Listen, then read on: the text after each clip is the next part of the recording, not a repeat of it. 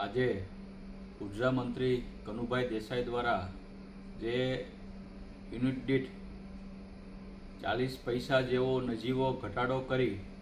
સરચાર્જમાં અને ગુજરાતની જનતાની જે મજાક ઉડાડી છે તેને આમ આદમી પાર્ટી સખત શબ્દોમાં વખોડી રહી છે। આજથી 5 દિવસ પહેલાં માનનીય મુખ્યમંત્રીશ્રીને મેં એક લેખિત રજૂઆત કરી હતી કે ગુજરાતની જનતાને પણ 200 યુનિટ કે 300 યુનિટ વીજળી મફત આપવી જોઈએ। તમારા 2 વર્ષ પૂરા થયા છે ત્યારે માનનીય કનુભાઈ દેસાઈ દ્વારા માત્ર ને માત્ર ખાલી યુનિટ દીઠ 40 પૈસાનો નજીવો ઘટાડો કરી અને ગુજરાતની જનતાની ખૂબ જ મજાક ઉડાડી છે।